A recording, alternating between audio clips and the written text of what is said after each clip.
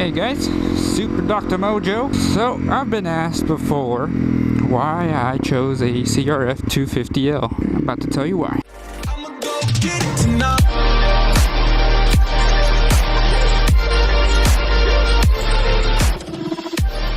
So, why, out of all the bikes I could have bought, I bought a Honda CRF250L. So before this bike, I drove a Yamaha FZ07. And I had a Honda Grom, a 2018 SF Honda Grom. There was a couple things I was looking for whenever I was looking for a bike. I wanted something reliable, something easy to fix, and something that I could have fun on. So the Grom and the FZ07, those aren't the only two bikes I've owned. They were the most recent bikes I've owned. I actually owned them at the same time. Now the Grom was a lot of fun. It's a bike you can have a lot of fun with, even though it's not very fast, and ultimately that's its downfalls. But if you're puttering around town, it's a fun bike. You can definitely take it on the street. You can ride down bike paths and go through sidewalks if you really wanted to. And the FZ07 was pretty fast. It's a comfortable bike. It sounds aggressive. It's low maintenance. The FZ07 probably before this one was my favorite bike, just because it was a perfect combination between sport and street. But I kind of wanted a bike that would do both what the Grom could in regards to having fun and going off in the dirt if I really wanted to. But I wanted a bike that was faster. So I decided to buy this CRF250L. So I chose this bike specifically because it had a bunch of mods done to it, so I didn't have to spend more money. And I got a pretty good deal on it. I had to go pick it up in Houston, but still I got a pretty good deal to where it was worth it. It had 2,000 miles.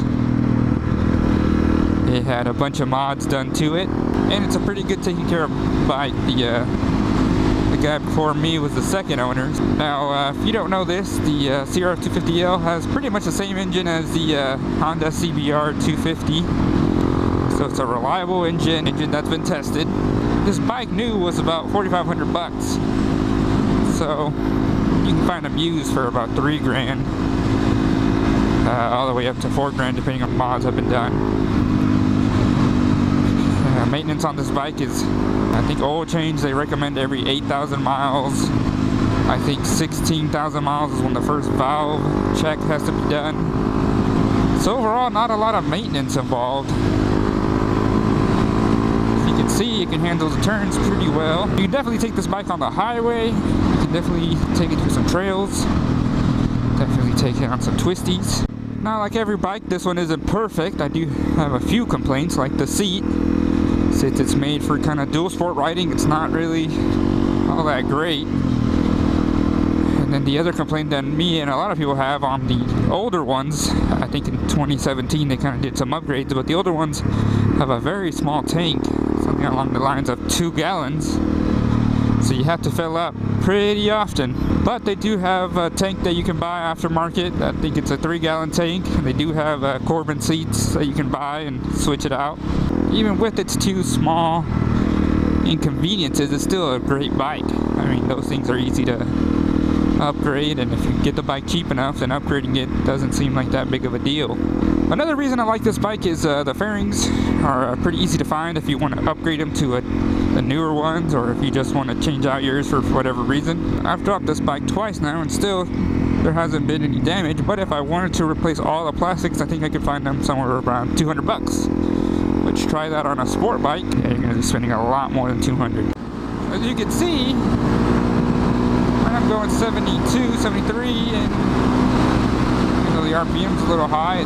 But one thing you hear about this bike is that this bike is not the best at anything, but it's pretty good at everything, and I have to agree with that. In the dirt, it does pretty good. It's not the best. I mean, it holds its own weight.